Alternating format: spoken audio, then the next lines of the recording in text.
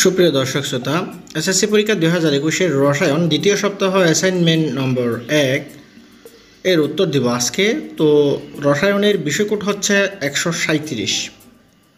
প্রথমে আমরা প্রশ্নটা লক্ষ্য করি। প্রতীকের পাশে উল্লেখিত ভর সংখ্যা বিশিষ্ট মৌলের নিউটন সংখ্যা বোর মডেল অনুসারে পরমাণুর গঠনের চিত্র, শক্তি স্তরে ইলেকট্রন বিন্যাস এবং উপশক্তি স্তরে অরবিটাল সমূহে ইলেকট্রন বিন্যাস সংশ্লিষ্ট একটি প্রতিবেদন প্রণয়ন।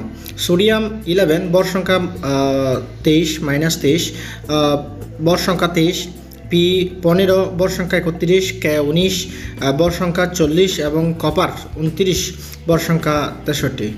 সুপ্রিয় এসএসসি পরীক্ষার্থীগণ, এই প্রশ্নের উত্তরটি এখানে খুব সুন্দরভাবে দেওয়া রয়েছে। আশা করি তোমাদের অ্যাসাইনমেন্টের উত্তরটি খুবই ভালো লাগবে। তোমরা অ্যাসাইনমেন্টের উত্তরটি লিখে ফেলবে এবং লিখে ফেলার আগে তোমাদের প্রতি রিকোয়েস্ট থাকবে, তোমরা অবশ্যই চ্যানেলটি সাবস্ক্রাইব করে রাখবে আর বেল আইকনটি ক্লিক করতে ভুলবে না। সবাইকে ঈদ মুবারক। উদ্দীপকে উল্লিখিত মৌলসমূহ সোডিয়াম 11 এর ভর সংখ্যা 23, ফসফরাস 15 এর ভর সংখ্যা 31, পটাশিয়াম 19, কে 19 এর ভর সংখ্যা 40, কপার 29 এর ভর সংখ্যা 63।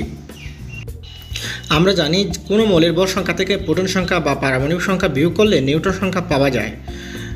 4টি মৌলের নিউটন সংখ্যার হিসাব দেওয়া হলো।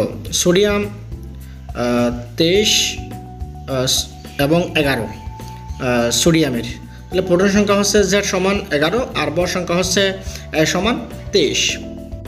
সুতরাং নিউটন সংখ্যা সমান ভর সংখ্যা A মাইনাস প্রোটন সংখ্যা Z সমান ভর সংখ্যা হচ্ছে 23 এবং প্রোটন সংখ্যা হচ্ছে 11।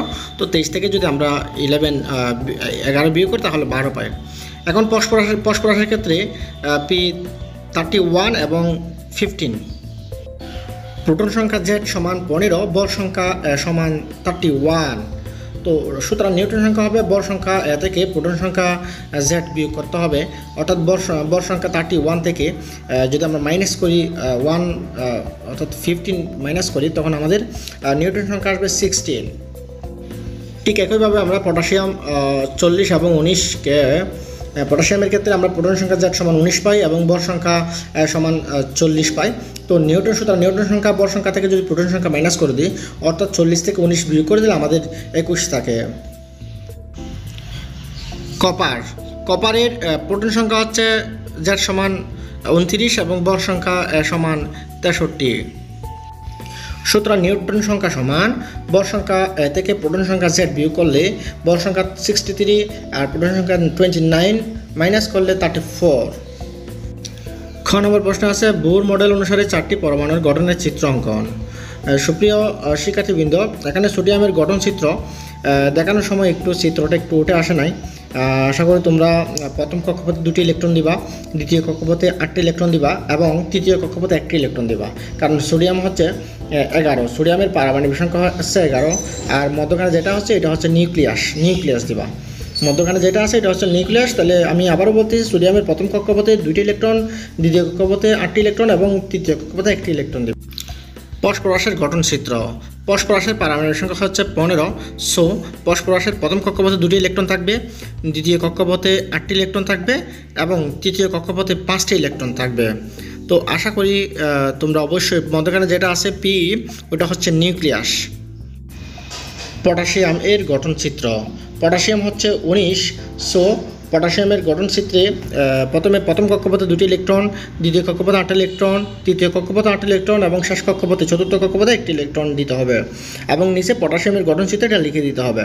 আর কে যেটা দিচ্ছে এটা হচ্ছে নিউক্লিয়াস।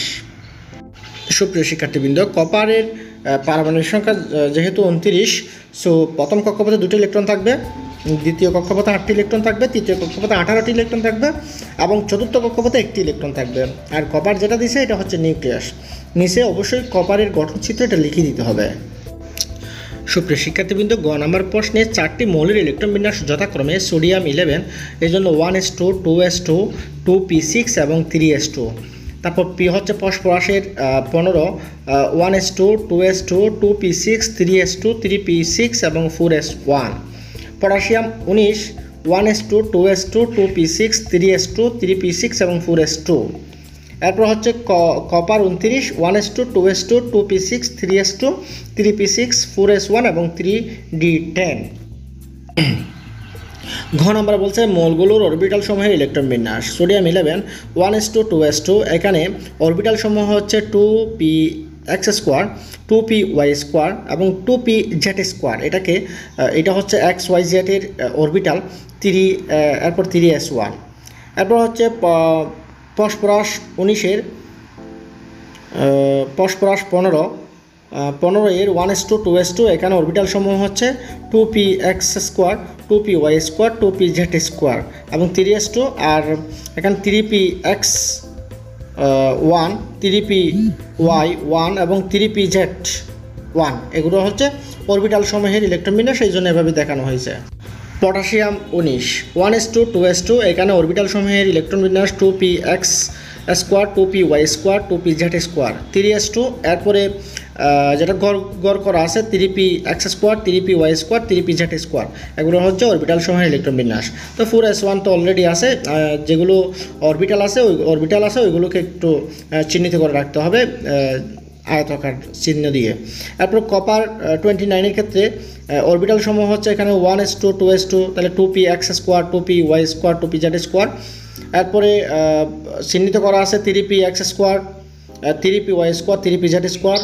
আর এখানে আছে 3pxy স্কোয়ার 3d হবে 3dxy square 3dyz square 3dzx square আর 3dx square y square 3dz square. তো এই ছিল রসায়ন অ্যাসাইনমেন্টের উত্তর। আশা করি অ্যাসাইনমেন্টের উত্তরটি তোমাদের ভালো লাগবে। তোমরা অবশ্যই চ্যানেলটিকে সাবস্ক্রাইব করে রাখবে এবং পরবর্তী অ্যাসাইনমেন্টের উত্তর পেতে হলে চ্যানেলটিকে সাবস্ক্রাইব করে রাখতে হবে। আজ এ পর্যন্ত, ভালো থেকো, সুস্থ থেকো, আল্লাহ হাফেজ।